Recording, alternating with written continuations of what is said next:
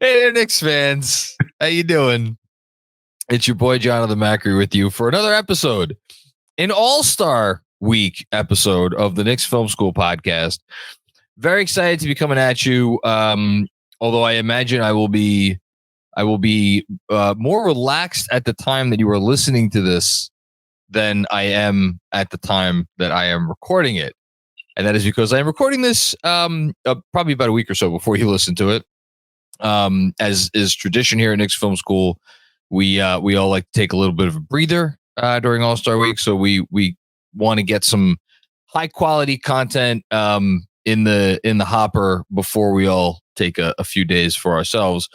And I can think of no better person to help me produce such high quality content than the one and the only Ray Marcano. Ray, I didn't even ask you, how should I introduce you these days? I mean, you have your titles are kind of ever changing. Can I spoil your new gig for everybody? My new gig? What is my new gig?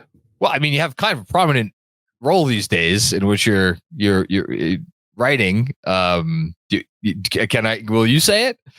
Well, my stuff appears in a number of places, including USA Today on occasion. So it's it's pretty nice. It happens when it happens. It doesn't when it doesn't. Ray has a semi-regular weekend column. Just weekends, or is it just like whenever you feel like writing?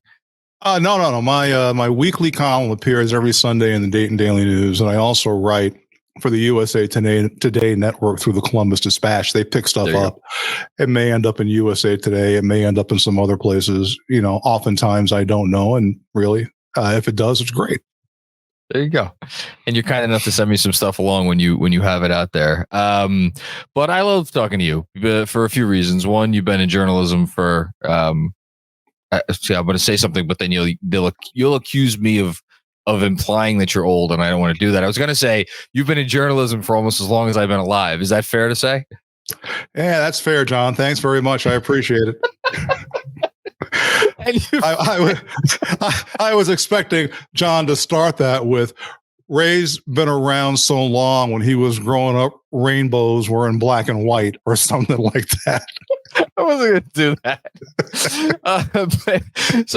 So not only do you have a certain perspective that, frankly, nobody else that I know has, but you've been a Knicks fan for a very long time. Obviously, you've been on this podcast before. You're a contributor to my beloved newsletter.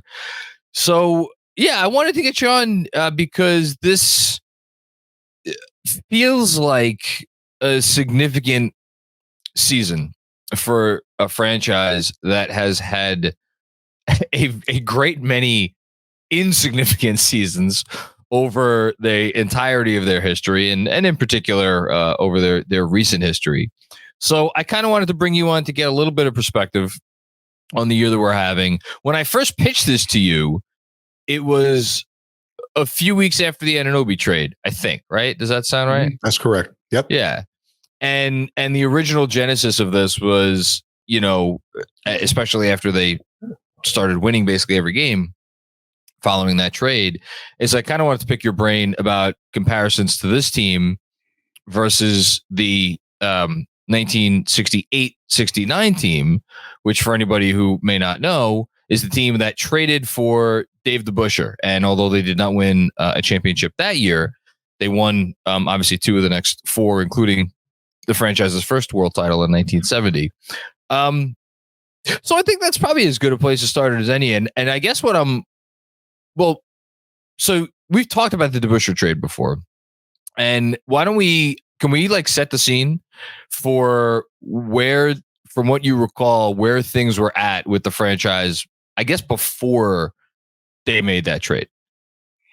Sure. Well, the Knicks had a really good problem back then, and that was they had two centers. They knew that they were both going to be really, really good, but they couldn't keep them both because at the time they had Willis Reed playing power forward, and that's not really his gig. Willis Reed was a center. So what do?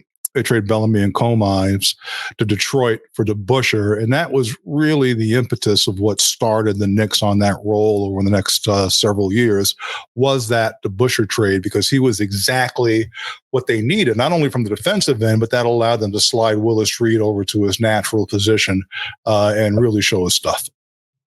So they make that trade midway through. I'm actually pulling it up right now. So yeah, DeBusschere played the first 29 games of that season with the Pistons. Comes to New York, plays his first game with it. I'm going to put you on the spot. Do you remember who his first game was when he was a Knick? Who his first game was against? Yes. Wow. It's a team that he was very familiar with. Detroit. Yeah, I remember that. Detroit. Yeah, he played Detroit. Yeah. Yeah. Okay. Played in Detroit, actually. So I wonder if he even left his house yet. And they won by 48 points. Detroit obviously was not very, very good at the time. And then they proceeded to continue to win, and they ended up winning 9 games in a row following that trade. It was actually 10 games in a row total, but it was 9 from the first game that DeBusschere arrived, and then they just kept winning at a very prolific pace. Do you remember, was like when the trade got made, was there like I don't say like a switch that got flipped, but was the impact and was the difference like kind of instantaneous, like you knew it right away? The impact was instantaneous, but of course, and this is just the caveat that the NBA was much different back then. But even before DeBusschere came to the Knicks, he was renowned as arguably the best defensive forward in the game. Okay. Elgin Baylor famously said the one guy, I'm paraphrasing now, but that the one player he did not want to face on the court from a defensive perspective was DeBusschere, because he was so good under those rules. I mean, he really, if you've never seen Dave DeBusschere play defense under the old rules, you're really missing out. You should get on YouTube and see how he did it, because it was amazing. What do you mean when you say the old rules? I know what you mean, but I want you to kind of expound upon that a little bit. Well, the old rules, I mean, you could hand check back then. DeBusschere was really, really known. I don't know if people will be able to see this, but he would take his arm like this and press it into the offensive player's back. And you were allowed to do that back then. You were allowed to put your hands on the way. I mean, you weren't allowed to hug them, but you could take your hand, you could put them on the waist. You could cut the lanes off easier that way. There were a whole lot of things that players could do back then that they can't do now. If they did now, they'd have 6 fouls before the first quarter was halfway through. Yeah. So and to your point about him being renowned in terms of his defensive acumen, it's tough to quantify that. One, because like we don't really have advanced stats that go back that far, but not even that. When he got traded to the Knicks, it was actually that season, the 68-69 season, was the first season that they started doing all defense. The very first all defense team was that year. And I'm just going to read off which I'm sure you're. Well, I don't know if you're familiar with these, because you know that DeBusschere made all defense first team every year that the award was in existence, or the honor was in existence, until he retired. What you may not know, some of our listeners may not know, he was third in all defense voting shares. So like the percentage of voters that had him on their ballot, he was third out of all players in the NBA the first year that they did that. Second. The second year they did that, the 69-70 season. And then the last 4 years of his career, he received a greater percentage of all defense votes, including 1 year in which he was a unanimous selection by every voter. But those 4 years received a greater percentage of all defense votes than anybody in the league. And then retired, which, talk about going out on top. Why do you think he retired? I know we're bouncing around. Why do you think he retired as early as he did? Did he ever speak on that? Did anybody ever speak on that? Yeah, he had a back injury. It was just that simple. Okay. It was that simple. He had a back injury. He didn't think that he could perform at the level that he was accustomed to. Of course, if you look at his last year, and I don't what did he average? He probably actually 18 and 12. I think it was 18 and 12, right?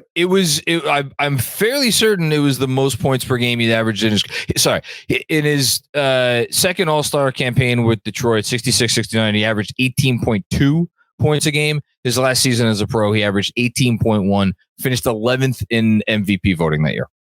Yeah, and I think 11 or 12 rebounds a game. So Dave DeBusschere's, oh my God, I can't do it anymore at the time was among the best in basketball. And from a defensive standpoint, at that particular time in the NBA, you could argue there were only two players in the NBA who were better defensively than Dave DeBusschere, Chamberlain and Russell.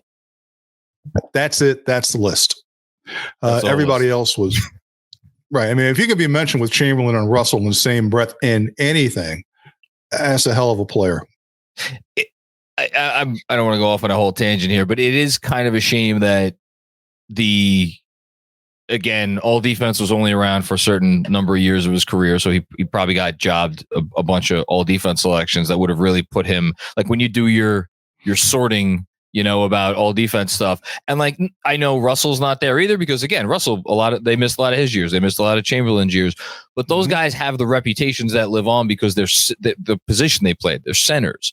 And I feel like DeBusschere doesn't get that same benefit. And because he doesn't get that same benefit, a lot of younger fans, which is part of the reason I want to do this pod, when you think of like who are the greatest defensive players in history, you think of before a certain era, maybe before like the 80s, you think kind of only of centers. And then since then, you'll think of like maybe like Dennis Rodman or, guys of that ilk. But yeah, sounds like he was pretty incredible. That's all. He was. And the reason that is, John, is because of the eye test, right? We have, if you're a basketball fan, embedded in your brain of Chamberlain and Russell going up to the top of the square on the backboard to block a shot or get a rebound. You don't see that with DeBusschere. He was far more subtle, far more cerebral in how he played defense. Yeah, and I guess that probably went well with the team. And speaking of the team, the 68-69 team, or excuse me, the team he was with for the full season, the championship team, 69-70. They gave up 105.9 points per game that year. The next lowest number in the entire league was the team that they would wind up meeting in the finals, the Lakers, who gave up 111.8. After the Lakers, the next lowest in the entire league was the Bucks at 114.2. So the gap between the Knicks and the third place Bucks, who obviously employed a gentleman by the name of Kareem Abdul-Jabbar, was like as significant as between the Bucks and like the last place defense. And this is back when fans watching the sport now may think, oh, there's never been scoring like this in the history of the league. Actually, there was back in the mid to late 60s. Yeah. So do you remember like what was it like? Because there was no 3-pointer. So how was the scoring so crazy? Like, what could you give us like kind of a visual or something? Speed. There were very few teams that employed what we would consider to be a traditional half court defense. Okay. Lots of people would come up and down the court, shoot quick without that pointer and without that half court defense. A lot of the emphasis at the time was either defense like the Knicks did or getting to the basket. That's why Chamberlain and Russell and Elgin Baylor and Connie Hawkins and all of those folks who were bigger and a little more brawny had such great careers because they did a lot of their damage 12 feet and in from the basket. And they're trying to get up the court as quickly as they can to do that damage. And that's the reason why. So it's just a faster game, probably back then. Faster game. Okay. It's faster game. Now, it's not fast as we would compare it today. Yeah, faster, I think, than what people seem to think about basketball in the 60s and 70s. That's funny. Speaking of like speed, we've talked about so much NBA bullshit over the years. I've never asked you about the whole like if you could put this player, such and such a player, in the game today. How would they do? You mentioned Chamberlain and Russell. we get to the Knicks too. You think those guys could have played today? Chamberlain, absolutely. For my dollar, he is the most athletic NBA player in the history of basketball. I think he could. And I'm sorry, all the newbies out there who are going, what about Allen Iverson? What about LeBron? What about Michael? No. Wilt Chamberlain was a 7'2" monster of a man who high jumped in college. Yeah. Not only that, he could have played, if he wanted to, professional football. The dude was a monster. There's been nobody like him. I'm not going to go off on my Chamberlain high horse and tangent. I love it. He'd be number one on my list. Give me Wilt Chamberlain. I like that. In terms of one more question, and then I want to kind of bring it back to the current team, and then we'll bounce around from there. Do you, in terms of again, after DeBusschere came, it is a tough question because you mentioned how the rule, it's a different sport. Like it's in terms of the rules and what they allow you to do. Do you see any teams nowadays that do what the Knicks did at either end of the court, and just like we always hear about their togetherness and the synergy and how it was like one mind split amongst 5 guys and they were just like, or is that just not a thing that could really happen anymore?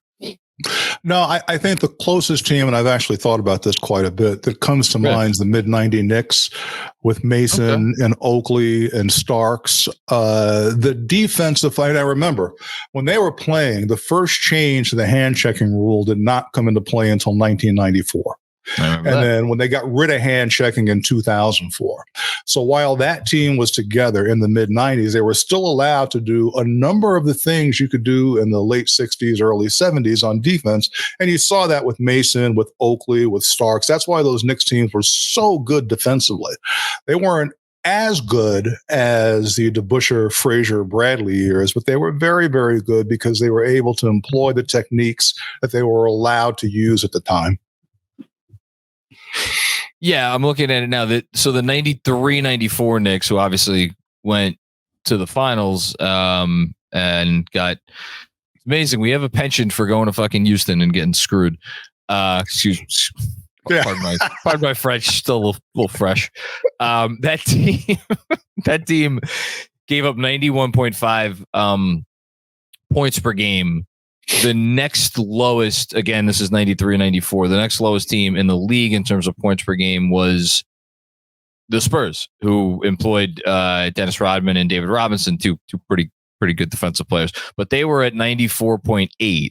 And then you had the Bulls, no Jordan, but still kind of the rest of that infrastructure at 94.9. And then you had it was about 10 teams total that held opponents under 100, but still the Knicks were like, I mean, to hold opponents to like close to 80 something points a game. So that's a good call. That's a great call on the best you've seen since then. So let's bring it back to the present for a minute, and we'll keep bouncing around from there.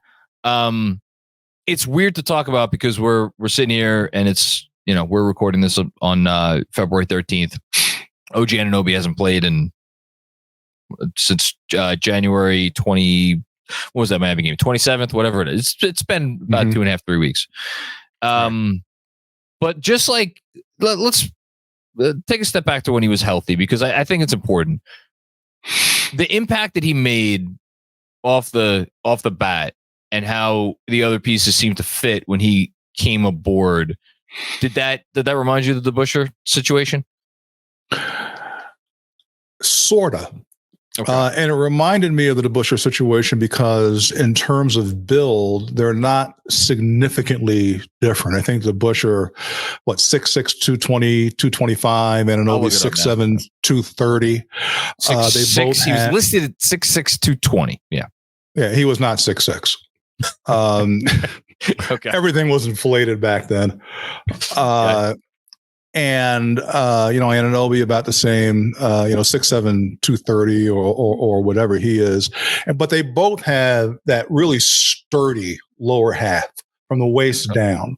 The way I like to refer to it as Anunoby is the anti-Obi Toppin, where Obi has, two little sticks for legs walking kind of around like this.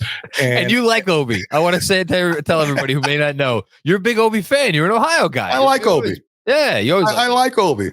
Well, he's got those two little stick legs going, and Anunoby is, he's really, really sturdy. So they reminded me of each other in terms of build. But earlier, when you asked me about players that could play from the past that could play today, sure, this might be a bit of a hot take, but I don't think Dave DeBusschere would be the same defensive player he was back then under the new set of rules, players being bigger, players being faster, and having to get out to the three-point line to defend.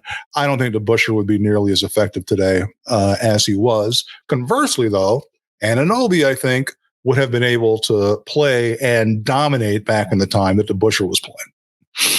Yeah, I mean, that makes me kind of think of, because the reason why because immediately after the trade, a lot of people far older than you, Ray, I want to just point that out, far older than you. Thank you, John. I'm sorry. Would write to me or say to me in some form or fashion how much this reminded them of the DeBusschere trade. And my hesitancy in going full boat on that was DeBusschere is, well, he was, for anybody who may not know the accolades, he was named one of the 75 greatest players of all time. And what I find particularly notable about that, and I'm, again, quick tangent, and I want you to chime in on this, is his resume in terms of where he stacks up against other guys. He only made one All-NBA team in his career. It was the 68-69 season where he spent part of it with Detroit and then the rest of it. That's among the lowest of the guys that made the top 75. And yet there is not a single reputable person out there who would dare to suggest that Dave DeBusschere was not one of the 75 greatest players that who ever lived. And I'm sure there's some people out there who think he probably maybe has an argument for top 60, top 50, whatever. So this guy is one of the, he's one of the greats. Full stop. He is one of the all-timers. OG Anunoby is not that.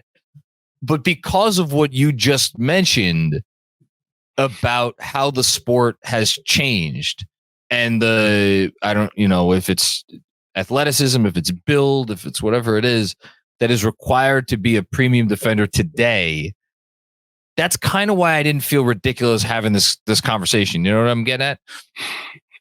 Yeah, because, the parallel that I see is the Knicks were a defensive stopper short back in that 68-69 season, and they went out and traded some really top-notch assets to get that defensive stopper. Same thing this time around. The Knicks were they're already a very good defensive team, but they were really that one defensive stopper away from being just one piece away. So you get that.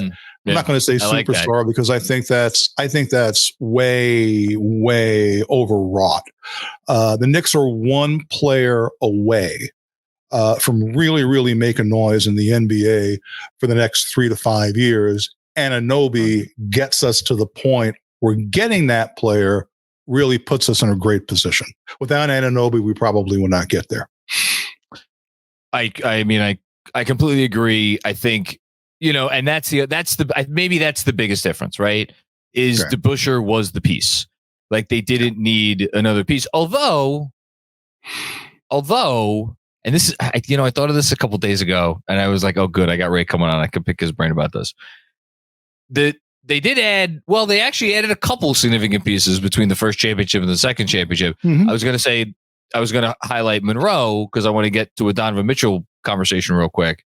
But they also added Jerry Lucas. Speaking of guys who made the top 75 list of all time, Jerry Lucas was a pretty good basketball player and came here and had to do different things than when he was with Cincinnati. But he was instrumental to that second championship. But either way, the DeBusschere was good enough to be the final piece for the first title team.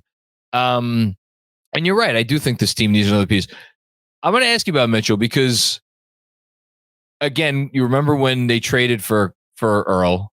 Was the conversation about like that? Because you always hear Clyde talk about it, right? Oh, they said there's only one ball. It's not going to work. This and that. Was that really the conversation, or is he just kind of exaggerating all these years later? And was there more hope that it would work out well? He's not exaggerating at all. The big thing that I remember in reading all the press accounts, and by the way, I was a vociferous newspaper reader from the time I was a very, very small boy back in 1927. Sorry, I just throw that in there, John. I remember that the big thing in New York sports media was there is no way Frazier and Monroe can play together. They're too similar. There's only one ball. And not only that, they would likely be a destructive presence in the locker room because they're two flashy personalities who wanted the attention on them.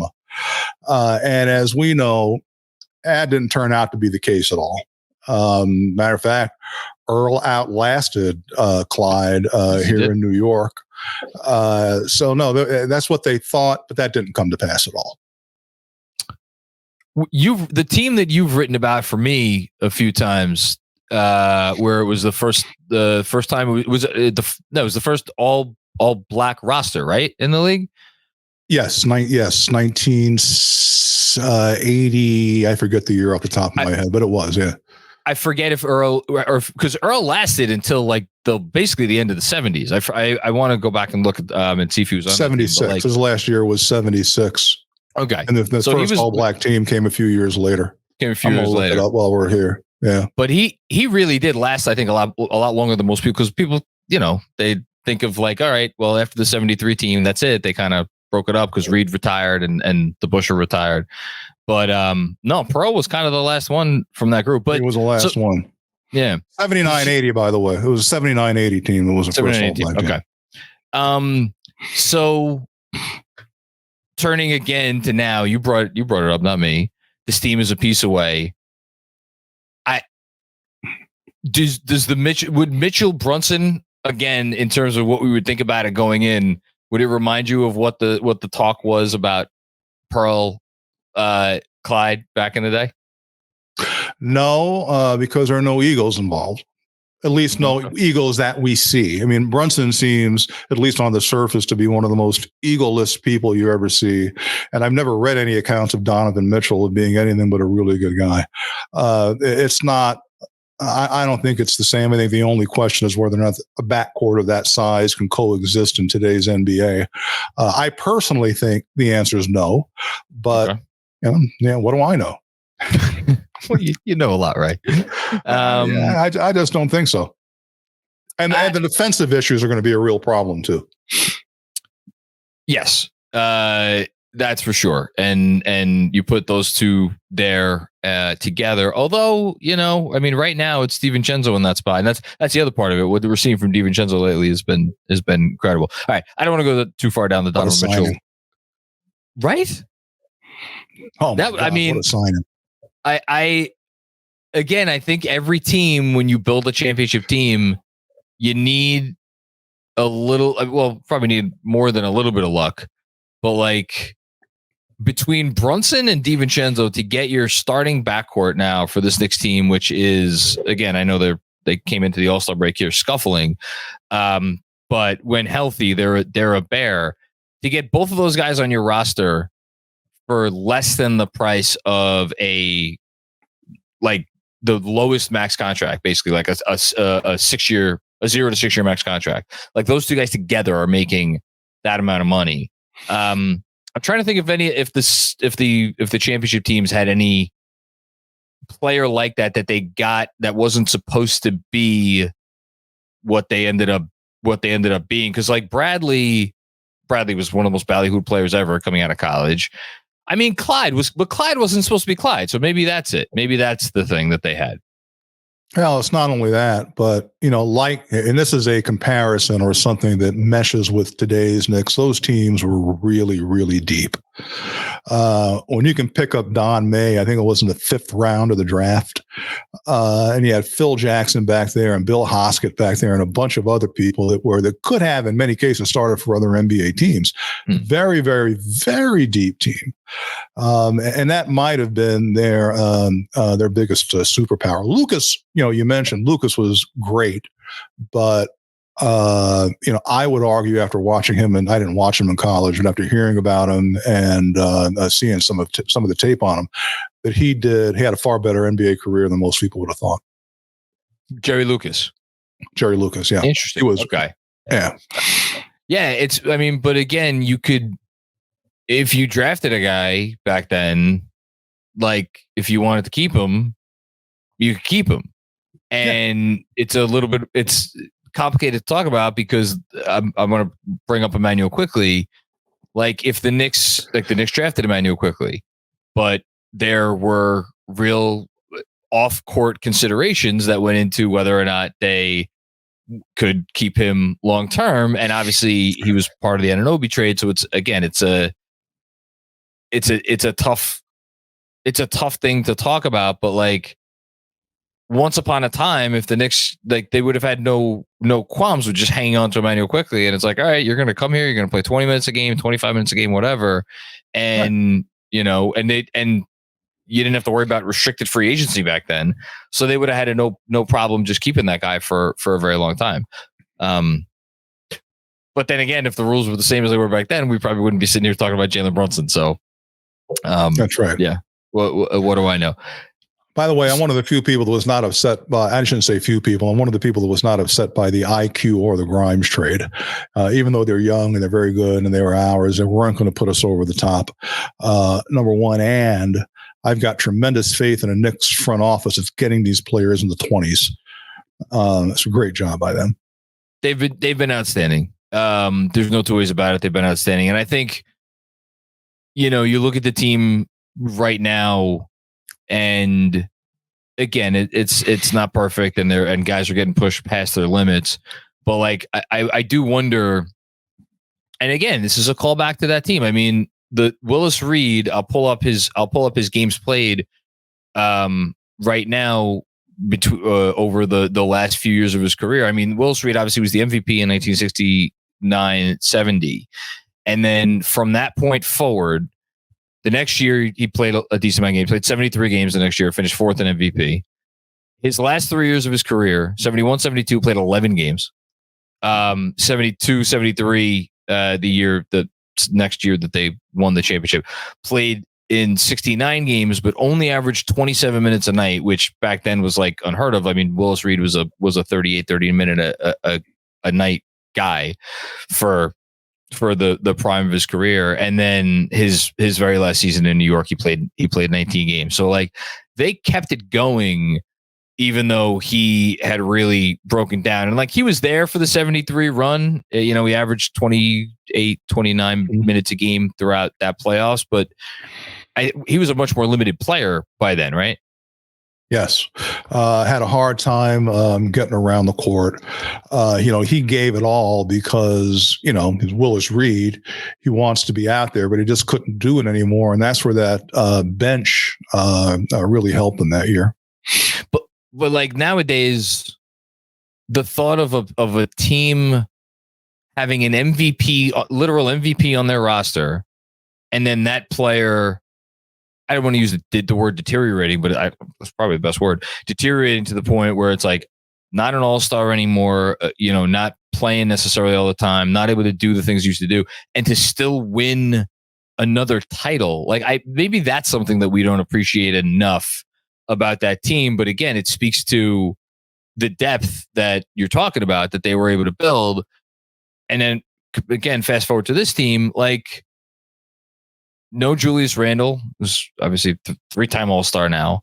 And how many nights did we spend waxing poetic about the two centers on this team? We spent a month and a half building the all defense case. Forget all defense, building a defensive player of the year case for Mitchell Robinson. And then he goes out, and then Isaiah Hartenstein comes in. It's like, oh, okay, maybe we had the wrong center that we were touting for all defense.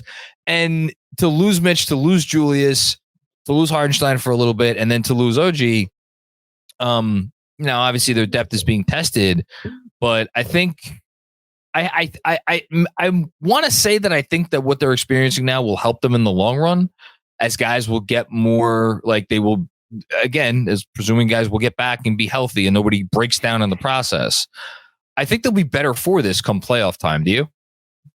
Yeah, I do. The only thing I worry about are the long-term effects of the injuries.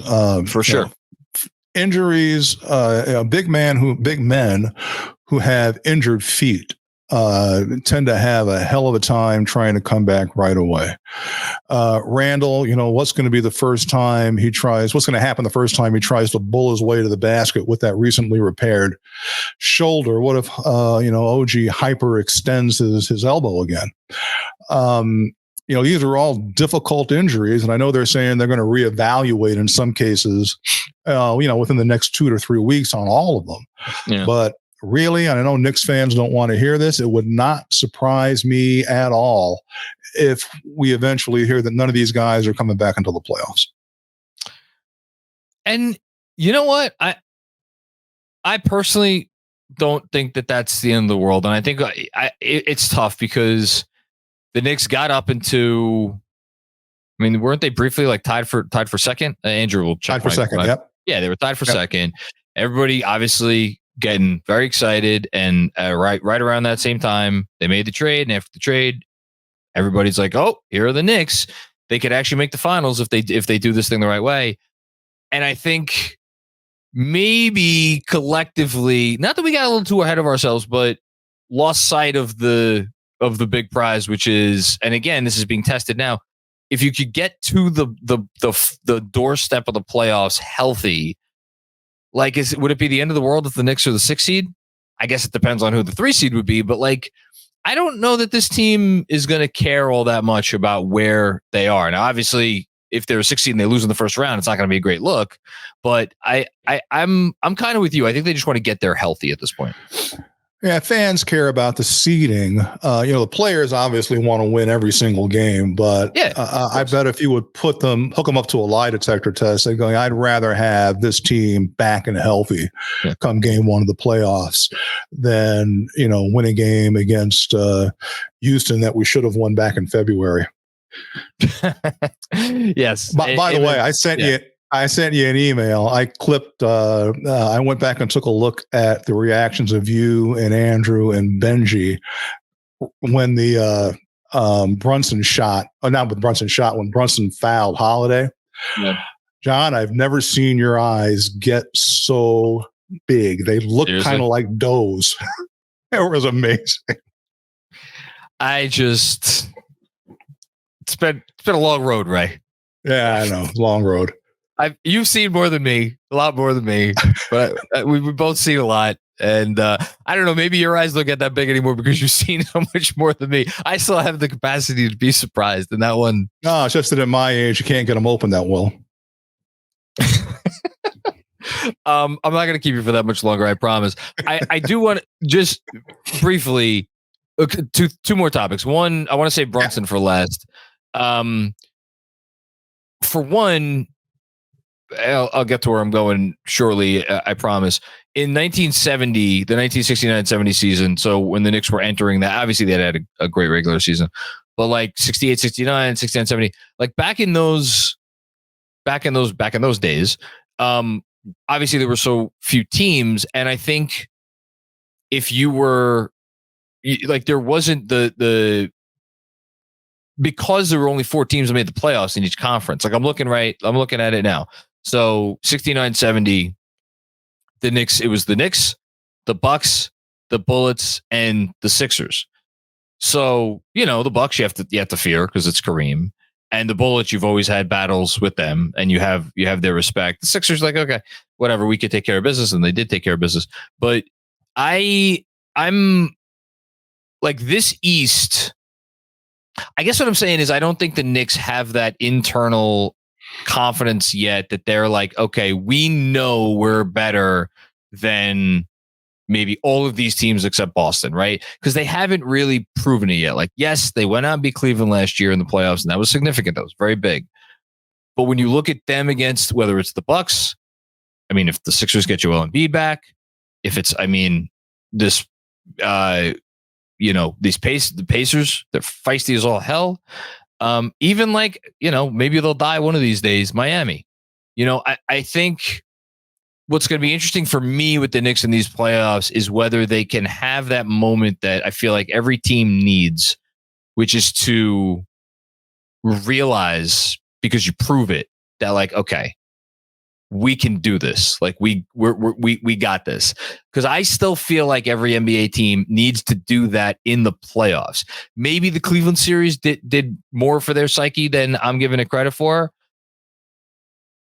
To me, that was a knockdown, drag out, just absolute. Both teams going behind the woodshed and having at it. I don't know. Do you agree with me that they need to have a moment where they collectively are like, we know when we play together and we play our style of ball, there is not anyone that could beat us? Well, as pro athletes, I'm going to guess in their mind, they're already there. However, I agree with what you're saying, because in the history of sports, you can, on one hand, come up with teams that came out of nowhere to win a championship. Exactly. Most of them go through that process, right? Yep. The Knicks lost in the second round. Now they've got to get to the point where they're going to lose in the final. I mean, look at how many games the Bulls lost in the playoffs before they finally got to the point where they were reeling them off. So I think that's where the Knicks have to go. And it's not only for them, but it's for also the league to go, oh shit, these guys, they're now threats, and we got to take them really seriously. So I think right now the Knicks are going, hey, we get to the finals, we can get to the world championship, we can win a world championship, but most of the league is like, nah, in the East, you're probably still the third, maybe probably the fourth best team in the East. Not quite there yet, dude. And the tough part, and I'm happy you brought up the Bulls because they're a great example of it. Like Jordan, Pippen, Grant, like that group was together for a few years before they finally got over the hump. And I don't know, maybe there was calls after they got eliminated in the Pistons by the Pistons that final time before they finally broke through. Maybe there were calls to like, oh, you got to, trade Pippen or trade Grant. I don't think the league was like that back then.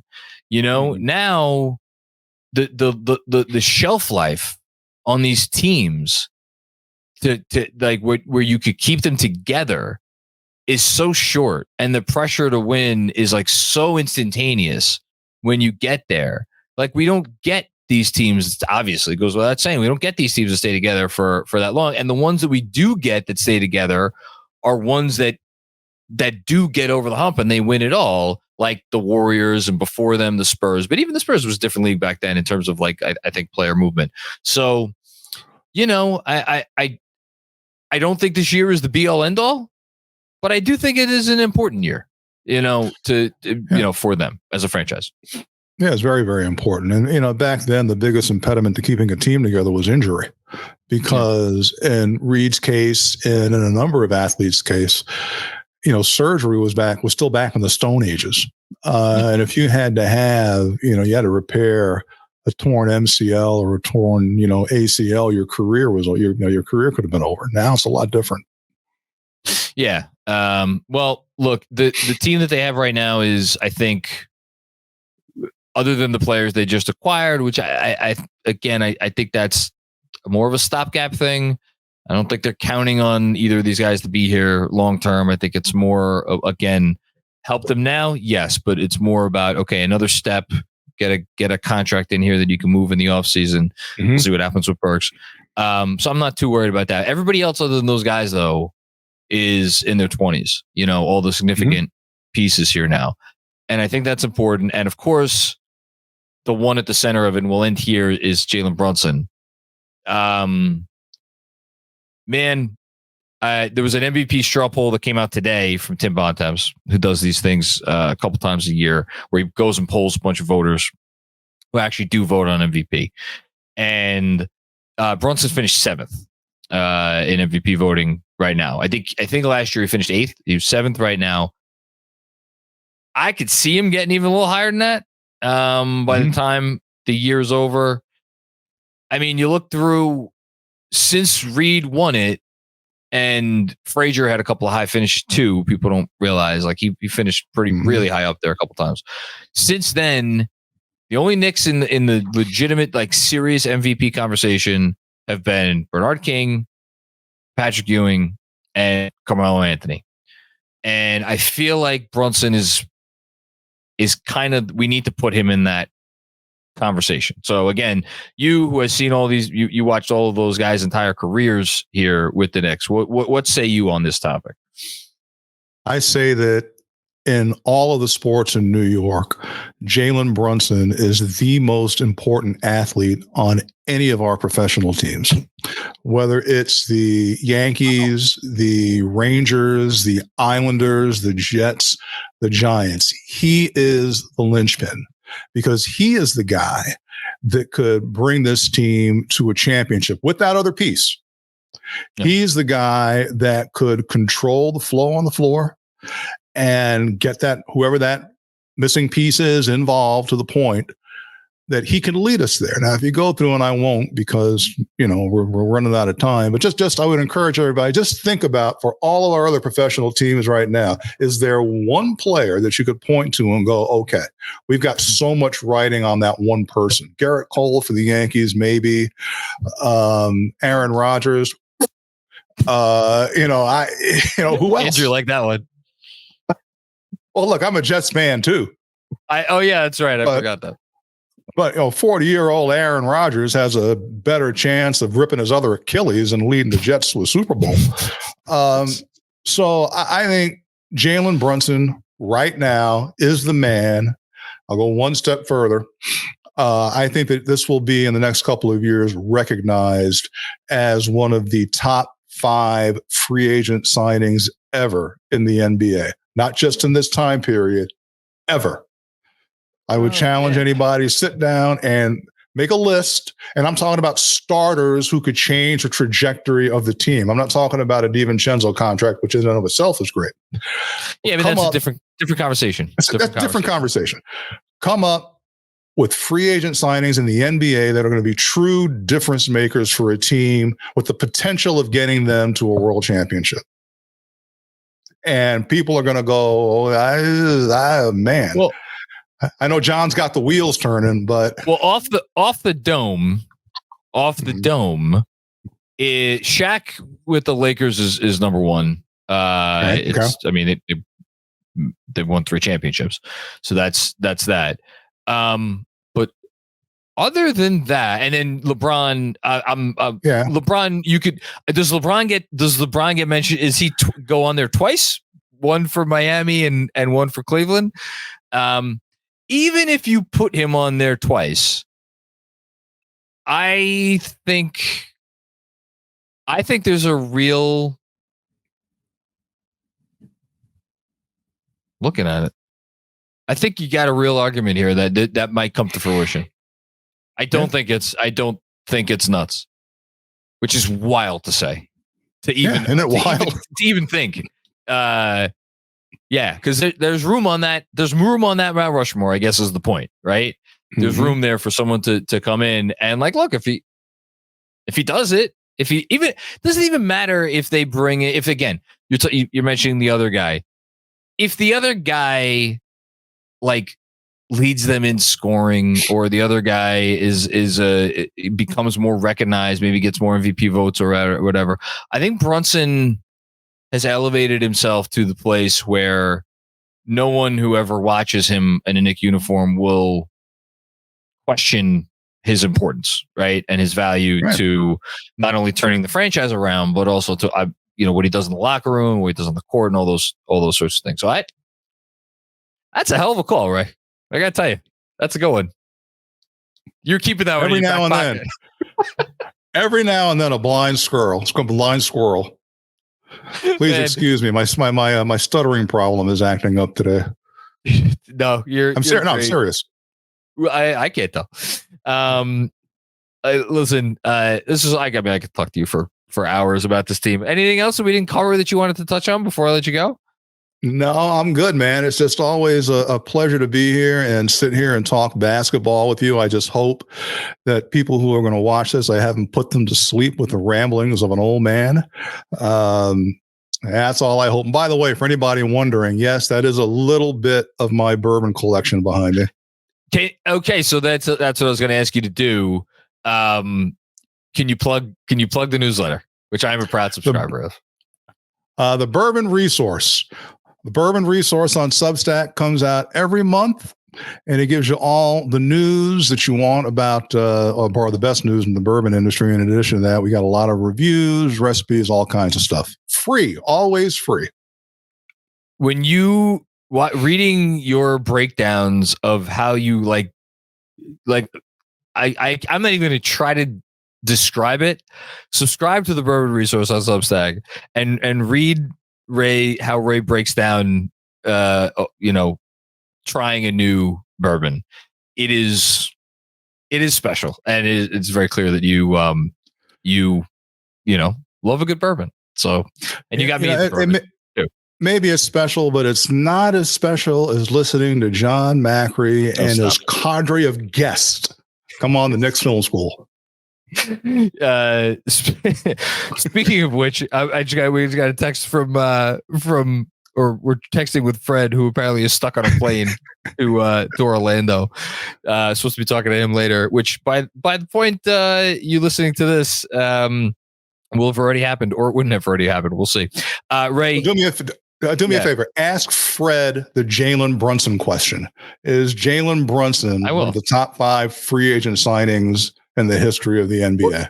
Or is there a chance that it could get there in the next? It could be. That's right. One or the other. I think that's a good question. I will ask him that. Ray Marcano, you are incredible. Thank you for everything you do for Knicks Film School, but mostly for just being a better friend than anyone deserves. And you've been a wonderful friend and resource to me. So yeah, this was fun. We'll do it again soon. Well, thank you, John. Thank you, Andrew. You guys take care. Cool. All right. And all the way off. Oh, I'm signing all the way off. Yes, you did. Hey there, Knicks fans. Sign all the way off. Thank you again, Ray. Thank you, everybody, for checking out another episode of the Knicks Film School Podcast. We hope you're enjoying your All-Star break. There's going to be more good stuff dropping in the coming days leading up to when the Knicks return to the court to play the Philadelphia 76ers. There will be obviously post-game for that and the whole thing. And be back and talking to you soon before you know it. Peace out.